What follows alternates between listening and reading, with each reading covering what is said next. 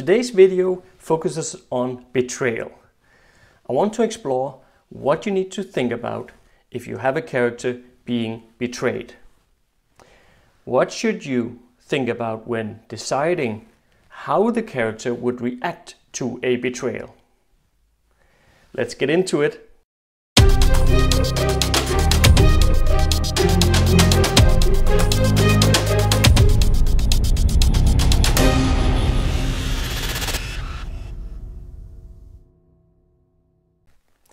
Hi guys, my name is Jesper and welcome to the Fane of Fantasy. This channel is all about giving you inspiration to master your craft and create fantasy that will truly immerse your audience. Now, I received today's topic over on Patreon, where the requester suggested to create a video around betrayal and revenge. I think this is something that would interest a wider audience, meaning you. So I decided to grant the wish. If you would also like to join the forum over on Patreon, then go and check it out. I've added a link right here on the screen and in the description field below. You know, any support will actually help this channel going, so I hope to see you over there. Okay, so it often begins with a betrayal, which then prompts the revenge. It of course doesn't have to, but let's keep to that logical order here. So this video will now cover betrayal, and then next week's video will then get into revenge. So betrayal as a theme is one that has been used a lot. I mean, just look at Judas in the Bible, Saruman betraying Gandalf in the Lord of the Rings, or my personal favorite, betrayal, also called Littlefinger, in Game of Thrones. He will make you think that he is your best friend and then betray you.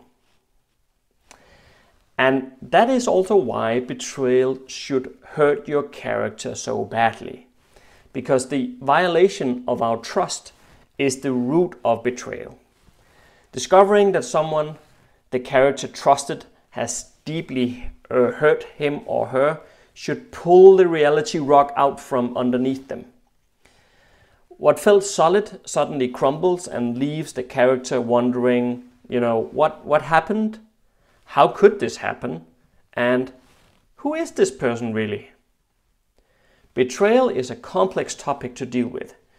You as the creator need to understand how to make the character react in a believable way, and at the same time also understand that betrayal will help the character to move toward deeper wisdom and more maturity. Growth and transformation rarely comes without some pain. Betrayal is a great way to create conflict, dramatic scenes, and long-lasting problems for your characters. But what do you need to consider? Well, first of all, know that the character would probably expect betrayal if it comes from his or her enemies. So if it is to be used, it has to come from someone who loves the character. And I think this should be our first stop, to be honest, with the loved ones, because this doesn't have to mean in a romantic sense. It could be a betrayal from friends or family too. But no matter who it is, the person needs to have a believable motivation for betraying the character. If not, the whole thing just falls flat. If it's only there as a mechanism for advancing the plot, then we need to be more ambitious of why we want to use betrayal. So, what could motivate our traitor? Well, it could be a bribery. We used Saruman as an example earlier. He was seduced by the promise of power by Sauron. Or it could be fear. In Star Wars, Lando Calrissian's city was occupied by Imperial forces, and he believed that turning Han Solo over to Darth Vader would save himself and his people. Loyalty could also be at the heart of the betrayal. It could be a patriot who betrays another in the best interest of his country. I mean, all these examples provides good and solid reasons for the betrayal to take place. In all these cases, it's never just because. There is a deeper element at play here, and that is something you have to consider too. What is the reason behind the betrayal? Remember that we don't have to agree with the character's motivation for doing the betrayal, but we have to believe it. Okay, let's say that we have now inflicted the betrayal on the character, and what comes next is shock, and it'll often bring the character to a standstill.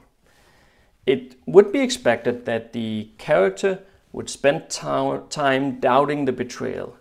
This is the most basic form of self-delusion.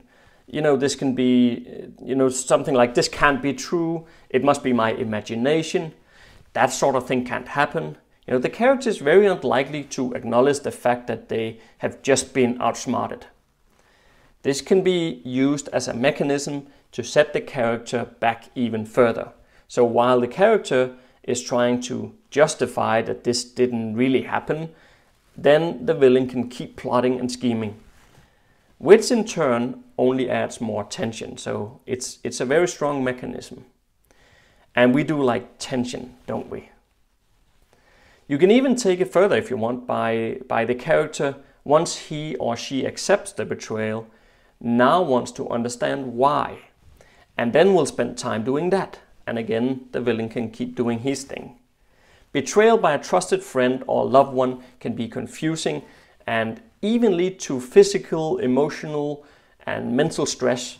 So you can have the character reminiscing about moments from the past, time spent with the traitor. And perhaps the character is trying to work out how far-reaching this betrayal were. Had the traitor even been a friend in the first place, or had the betrayed one been gullible right from the start? And which would be worse, trusting the gullible and untrustworthy, or having a true friend commit a real betrayal? Being betrayed can also lead to irrational behavior like drinking or drug abuse or something like that. And it could also lead to rage, even towards innocent people. Perhaps the character won't pay attention, which leads to accidents. In short, the tools in your arsenal of how a character would react to being betrayed is plentiful. No matter how you decide that the character should react, keep in mind that betrayal packs the strongest punch when we know the character. So we need to feel the effects, and the only way to achieve just that is if enough time has been spent on building a believable and relatable character in the first place. What I'm getting at here is that if you introduce a betrayal too early, it won't be nearly as effective as one between characters who we have grown to know and love and understand. So no matter if you start out the betrayal as something small and then make it grow, or if it's big and powerful from the get-go, the fact that betrayal is a conflict that spreads like ripples in a pond remains. It's not something your character will easily forget about. And remember that even if forgiveness has been granted for whatever reason, the character will still not forget about the betrayal. I want to add a reflection on betrayal here as well, because I think we need to be careful that it doesn't turn into a cliché. How often have you seen the trusted mentor suddenly turning on the character? Often, right?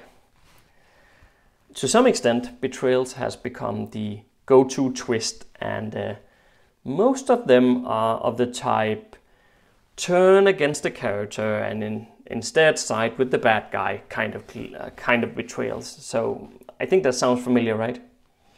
Instead, consider what the worst kind of betrayals doesn't have to involve the mentor turning on the character. Instead, maybe take a few minutes to think about how you're doing it.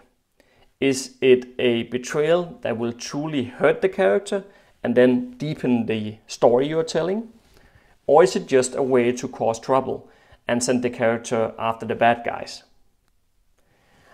I don't know, but I have added a list of questions in the description field below, and each of those will hopefully help you in terms of deciding. It would also be great if you could share any unique ideas you might have with the rest of us in the comment section below. That way we could, or we should be able to find inspiration for some unique twists of betrayal that haven't been seen before and is not cliché. But anyway, check out the questions below. Those should help you in terms of trying to come up with something different. In writing, I'm approaching the end of plotting book 3 in the Keystone Bone trilogy, and I can say that it's shaping up nicely. I feel that the ending I have in mind will do justice to the trilogy and the books that came before it. Hey, if you haven't done so already, remember that you can grab a free behind-the-scene look by clicking the YouTube banner where there is a little label reading exclusive download.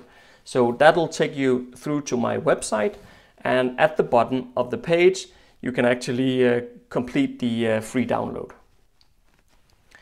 I'm looking very much forward to begin writing the 3rd book. But before I get that far, I need to get my Twitter for Authors book out of the way. So I'm in process of finishing up the last edits, and then it'll go off to beta readers. So Mervi, thank you for the idea for this video, and I hope my take on dealing with betrayal was helpful to you. And of course, I also hope that the rest of you watching could take something away from this video. And if you did, do make sure to hit the like button and share the video with a friend too.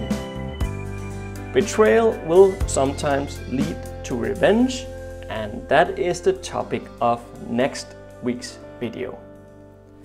If this is your first time here, then make sure to subscribe to get your dose of fantasy every single week.